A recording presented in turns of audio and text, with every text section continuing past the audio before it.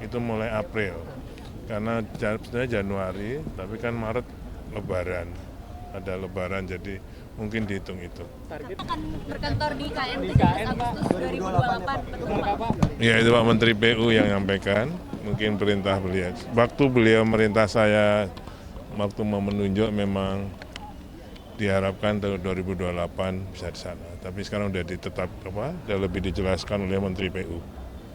Jadi waktu perintah ke saya memang harus menyelesaikan ekosistemnya yudikatif, legislatif, dan yang sekarang baru eksekutif. Jadi mulai tahun ini kita siapkan ekosistem untuk kantor dan hunian yudikatif dan legislatif. Yudikatif kan MA, MK, yudisial, legislatif, DPR, MPR, DPD.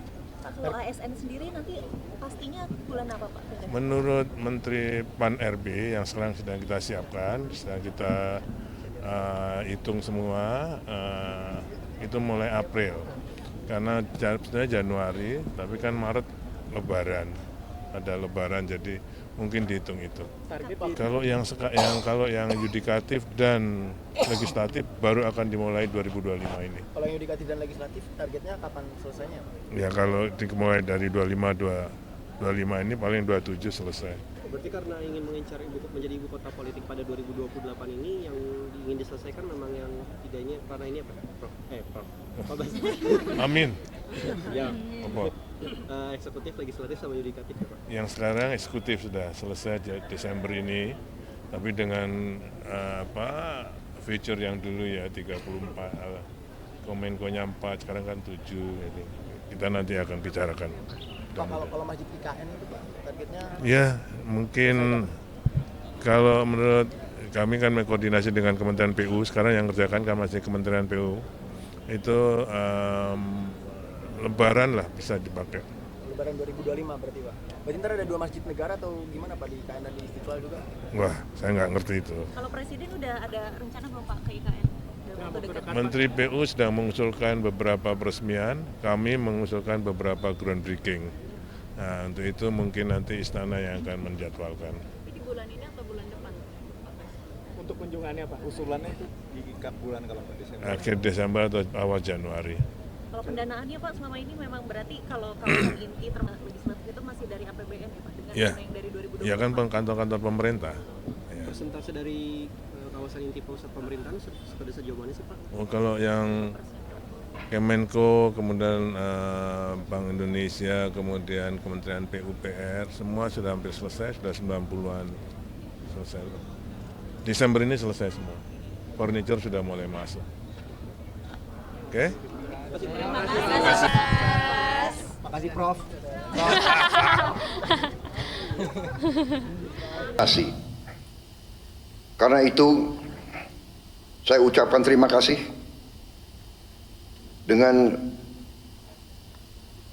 keberhasilan daripada kelompok-kelompok kerja yang selama ini bekerja di bawah koordinasi Ketua Dewan Ekonomi Nasional yang hari ini menyelenggarakan peluncuran katalog elektronik versi 6.0. Ini adalah upaya untuk meningkatkan transparansi, efisiensi, kecepatan. Seluruh transaksi semua kementerian, lembaga, dan pemerintah daerah wajib memanfaatkan katalog elektronik versi 6 ini mulai tanggal 1 Januari 2025. Katalog ini versi 6 diharapkan dapat mengurangi 20-30% biaya pengadaan,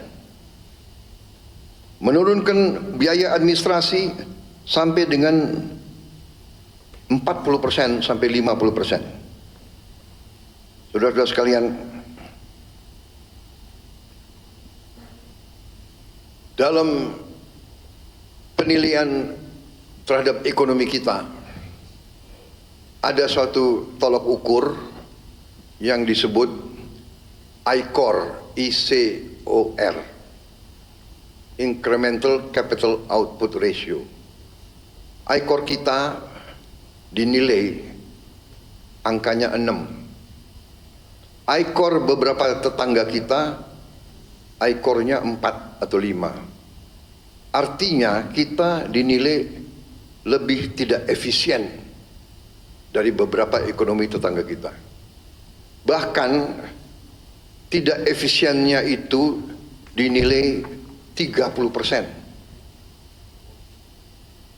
Diharapkan dengan penggunaan e-katalog ini,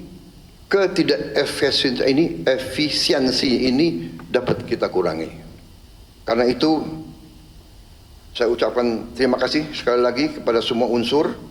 Marilah kita wujudkan pemerintah yang bersih melalui semua upaya. Antara lain dengan pengelolaan manajemen yang baik, leadership yang baik dari semua unsur, dan penggunaan teknologi. Tentunya di ujungnya kita harus berani tegakkan hukum. Demikian saudara-saudara sekalian, hal-hal yang ingin saya sampaikan setelah saya pelajari angka-angka, setelah saya mengadakan pertemuan dengan para menteri. Juga kemarin saya ikut dalam rapat di Kementerian Dalam Negeri, bicara dengan, kalau tidak salah, 6.000 pejabat seluruh Indonesia. Ternyata kita dapat ambil kesimpulan sebetulnya Indonesia ini ekonomi kita kuat. Tapi bisa lebih kuat lagi, bisa lebih produktif lagi, sangat bisa menghasilkan uang lebih banyak lagi, sehingga kita bisa gunakan itu untuk menghilangkan kemiskinan, meningkatkan tingkat kemajuan pembangunan kita. Inflasi yang kurang lebih 1,55%, saya kira sangat jarang dalam sejarah dunia.